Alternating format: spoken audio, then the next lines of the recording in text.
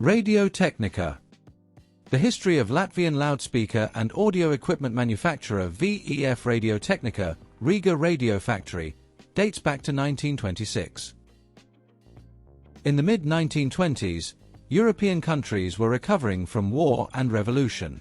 New countries were appearing on the map. People, tired of the hardships they had endured, longed for a peaceful life. It was during this period that radio broadcasting began to gain popularity around the world. The possibility of affordable broadcast over the airwaves excited the minds of both the younger and older generations. In 1920, the Bolshevik government signed a truce agreement with Latvia and, in effect, recognized its independence. A new peaceful stage of development began. Soon, a wave of popularity for radio swept over the population of the young republic, as evidenced by the fact that the number of radio listeners increased from 1,500 to 10,000 between 1926 and 1927. In June 1924, an association of radio operators was founded in Latvia, and in 1926, the magazine Radio began to be published. Demand created supply. As a result, many merchants began actively importing radio receivers from abroad. One such entrepreneur was Abram Leibovitz from Riga, who at that time owned a shop selling photographic equipment. In 1926, Leibovitz obtained a license to trade in foreign radio equipment and radio components. However, this type of activity was not particularly profitable, as the Latvian Republic had a competition law that gave priority to local manufacturers in promoting goods on the market. Leibovitz solved the problem by purchasing radio receivers in Germany, dismantling them at the same location, and then sending them to Latvia under the guise of radio parts, where they were reassembled. The receivers were labeled with the AL Radio logo and sold as locally manufactured products. By October 1926, Abram Leibovitz had already obtained a permit allowing him to manufacture radio receivers and parts for them in accordance with approved designs. In 1927, he founded a joint stock company called A. Leibovitz Photo Radio Central, which essentially became one of the precursors to the Radiotehnika Production Association. By 1929, the company's product line already included about a dozen different AL series radio receivers based on tube amplification. In 1930, a young talented radio engineer, Alexander Apsitis, joined Leibovitz company. At the age of 22, he won a competition held by the Ministry of Internal Affairs and designed 200 radio receivers equipped with 3 tubes and battery power for border guards. In 1931, Apsitis and Leibovitz presented the high-quality Riga radio receiver, which was produced in a limited edition of 1,000 units. Among the models that followed, the 1932 Cosmophones model and the 1933 series of 2-tube Tortophones receivers stand out. In 1933, Leibovitz and Apsitis severed their business relationship. The reason for the breakup was a difference of opinion. Alexander insisted on producing his own high-quality products, while Leibovitz had a purely commercial vision, which involved a policy of extreme economy, including on the quality of components. Shortly thereafter, Apsitis and his colleague Francis Zhukovskis established a new enterprise, a radio equipment manufacturing company, which, thanks to its collaboration with the German conglomerate Telefunken, gained access to proprietary components and certain licensed designs. Apsitis's company progressed rapidly.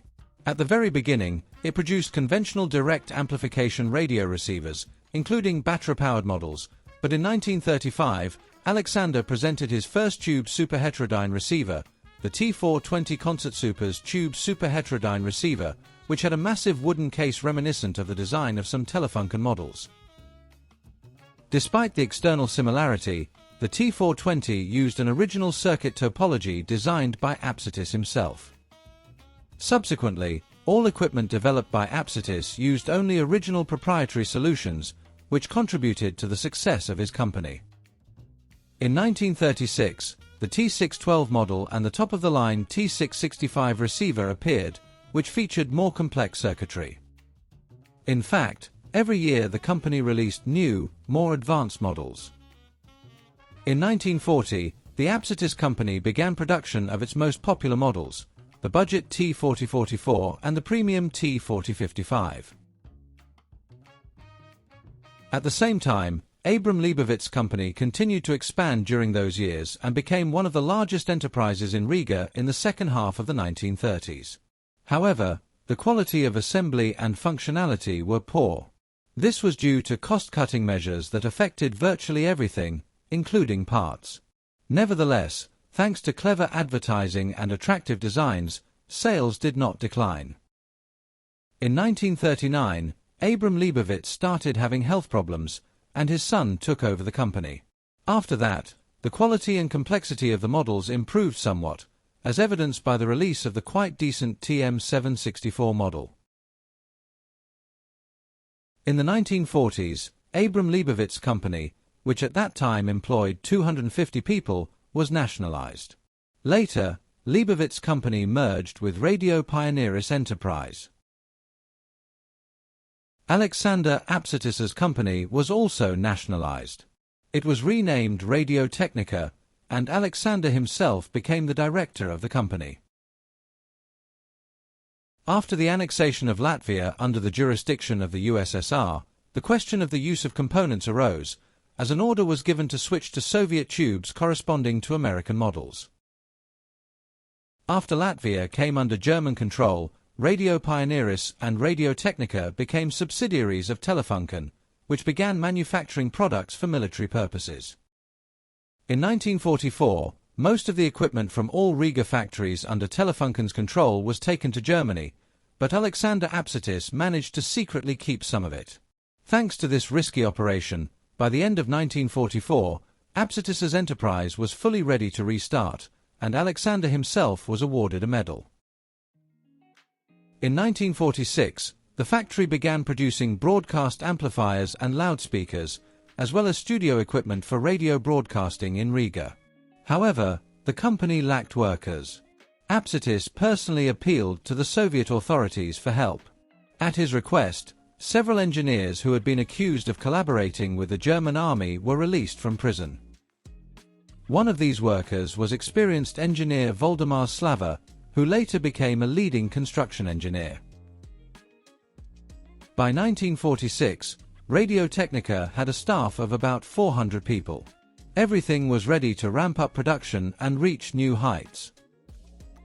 The first post-war radio receiver was the high-class Riga T689 tabletop model, equipped with 9 tubes. The following year, the more affordable Riga T755 receiver, assembled in a stamped metal case, went into production. In 1947, production capacity began to increase. By 1948, the first portable tube radio in the USSR, Pioneeris, was developed, powered by a set of batteries, but it did not go into production. At the very beginning of 1950, Radiotehnika released a very serious product for those years, the Riga T51, a top-class tube console radio, which was impressive in size and equipped with a vinyl record player. The radio was equipped with 3 mid-low frequency speakers and 1 high-frequency driver in a horn design. In addition to manufacturing radio products, the company also fulfilled government orders, producing broadcasting equipment, studio consoles for radio broadcasting, and other professional-grade equipment. In the same year, 1950, Alexander Apsitis was demoted to the position of chief engineer, and in 1952 he was transferred to another factory. Unfortunately, Alexander was then sent to prison, as he was accused of producing defective products at the Radiotehnika factory. His sentence was reduced after Stalin's death, but his time in prison had a negative impact on Apsitis's overall mental state and health. He never returned to his factory and worked as a television repairman in the small provincial town of Rauna. In 1958, Valdis Pavlovsky took over as director of Radiotehnika. The 1960s were a period of rapid growth and expansion for the company. In the 1960s, the most popular models were the Riga 10 stationary radio receiver and, later, the Festival, which was remotely controlled. It was even awarded a diploma at an exhibition in Brussels. In 1963, Production began on the Rigonda stationary tube radio, whose name was borrowed from Vilas Lace's novel Lost Homeland, the name of a fictional island in the novel, a reference to Riga. A landmark event took place in 1964. The company released the first Simfonija acoustic systems with closed-box enclosures and a tube radio of the same name, for which they were intended. The model had a rather unusual design, which used specialized Helmholtz acoustic resonators, which were small compartments located in the lower part of the speaker system. The compartments were separated from the main part of the enclosure by a horizontal partition and communicated with the main volume through corresponding openings in this partition. The resonators allowed the bass component of the sound to be amplified and the quality of the low frequencies to be improved. The enclosures were 10 mm thick and made of high-quality birch plywood. These speakers were designed by a team of developers led by the renowned Latvian engineer Roland Kerno, who worked at the company during the occupation, when Radiotehnika became a subsidiary of the German company Telefunken. It is worth noting that by the mid-1960s, Radiotehnika's factories already employed about 16,000 people. In 1965, the enterprise was transferred to the jurisdiction of the Ministry of Communications of the USSR. This gave it access to the country's foreign currency resources, which made it possible to purchase new, more modern and sophisticated equipment. In 1967, the second version of the Simfonija radio was launched, featuring updated speakers, each with 3 drivers. By the end of 1970, Radiotehnika had become a powerful manufacturing association that included the main Riga radio plant, as well as the Riga electromechanical plant, which produced vinyl record players, the Kandava radio plant, which produced receivers, and the Orbita Design Bureau. In 1971, the most popular version of the radio with separate speakers, Simfonija 003, was released. Each speaker system weighed 15 kilograms but was smaller than its predecessor. By the mid-1970s, Radiotehnika had built several new factories and development centers, using completely new production lines with foreign equipment. The company acquired the specialized facilities necessary for every manufacturer of acoustic systems, an acoustic laboratory, which included reverberation and anechoic chambers, as well as a department for climatic testing. As new, more complex devices were released, the company needed new high-quality acoustic systems. In the mid-1970s, Orbita Design Bureau was commissioned to develop speakers that met the requirements of the DIN 45500 Hi-Fi standard. Thus, in 1977, the first 35 AS1 models, designed by Roland Kerno and Zintas Lasis, appeared. These three-way speakers had a phase-inverted enclosure design with a front panel output, allowing them to be placed closer to the wall without fear of low-frequency rumble. The mid-range and high-frequency drivers were located in a separate enclosed compartment to minimize the effect of parasitic resonances. A special large radiator tuned for particularly low frequencies was responsible for the bass. The model had stepped mid-range and high-frequency level controls. 2 years later, an improved version appeared, called the S90, well known to all music lovers who lived in the USSR. The model sensitivity was 88 decibels, and the frequency range was between 25 and 25,000 Hz. The nominal power of the new product reached 35 watts, and the peak power reached 90 watts, hence the number 90 in the name. Each speaker weighed 23 kilograms. The cabinet had fairly thick 16 mm walls and was made of chipboard. The front panel was made of plywood and was 22 mm thick. Later, the S90B and S90D versions appeared, which had overload indicators, an improved cabinet design and a slightly different speaker layout. The S90F, with grills, and S90E versions were also produced. Later, the S100 models appeared, designed for higher power. In addition to the S90, Radiotechnika's range included the 3-band S50B, designed for a lower peak power of 50 watts, as well as the 2-band S20, S30 and their various modifications. In addition, the S70 speaker system with a built-in power amplifier was also produced. The S-series speakers essentially made the company the largest audio manufacturer in the Soviet Union. The company had access to modern equipment and exported its products abroad, including to the United States, Australia, Germany, and Finland. In 1983, the well-known Radiotehnika 101 stereo system was released, which included a tuner, amplifier, cassette recorder, and vinyl player. In 1986, the ML6201 stereo cassette player was developed, which was in high demand due to the popularity of Japanese boomboxes such as Sharp. In 1987, the PM8401 Duet portable cassette player with 2 headphone jacks was introduced. Radiotehnika became the main enterprise in the Soviet Union, producing top-of-the-line and first-class models. Each year, 1.5 million units of various audio equipment were produced, including 1.1 million speakers from a line of 12 models. It was the Riga radio plant that first introduced key switches and printed circuit boards in the USSR. In the manufacture of speakers, a method of laminating the bodies was used, in which they were covered with a special film imitating valuable wood species. The Orbiter Design Bureau, which employed about 750 people and 7 highly qualified designers, was not far behind. Orbiter Design Bureau was considered a highly prestigious enterprise, offering talented engineers the opportunity to advance their careers. V.K. Martinsson played an important role in the development of Radiotehnika, significantly expanding its export share. Under his leadership, Hamrig International was established in partnership with Germany to organize the sale of speakers in Europe under the Norsk Audio brand. However, as we know, the early 1990s were a time of change for the USSR. Accordingly, companies such as Radiotehnika also underwent changes. In 1992, Radiotehnika became the property of the Republic of Latvia and, in essence, turned into a joint stock company subordinate to the state.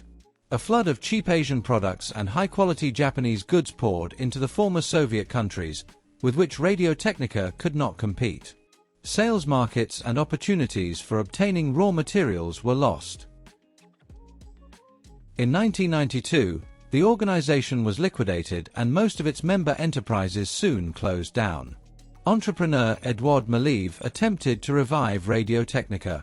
He purchased the production facilities of the Riga radio plant in Imanta, which remained after the collapse.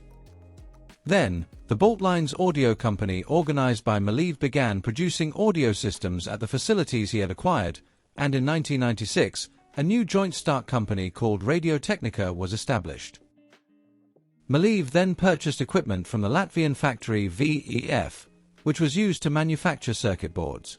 After that, the joint stock company was renamed VEF Radiotehnika and completely separated from the state-owned Riga radio factory, which was liquidated in the early 2000s.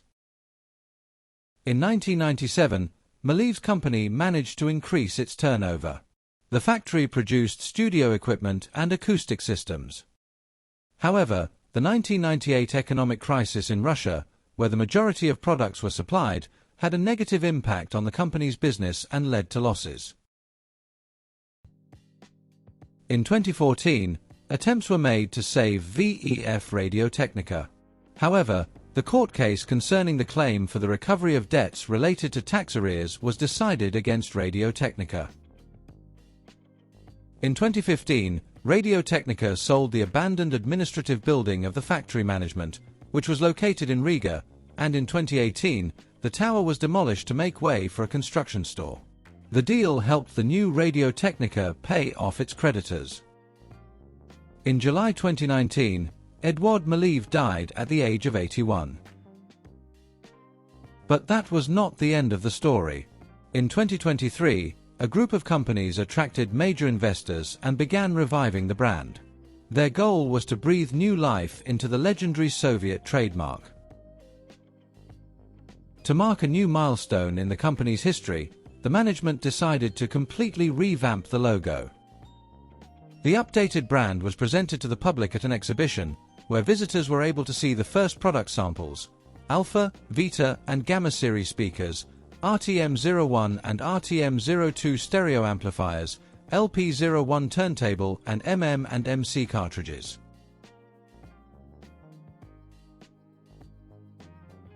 As one might guess, the new company under the old name has little in common with what was produced during the heyday of the enterprise in the Soviet era. Many experts have a negative attitude towards modern Radiotehnika, but on the other hand, the brand and its spirit have been preserved to some extent. Nowadays, when many old respected brands from the world of hi-fi are disappearing completely, this approach, rebranding with attempts to preserve the spirit of the past, deserves respect rather than criticism. However, in these difficult times, let everyone decide for themselves how they feel about the relaunch of the Radiotehnika brand. Well, that's it for this video. Thank you for watching. As always, remember to support the channel with likes, comments, and subscriptions. You can also support the channel by becoming a sponsor or in any other way you can. Thank you. Until the next video.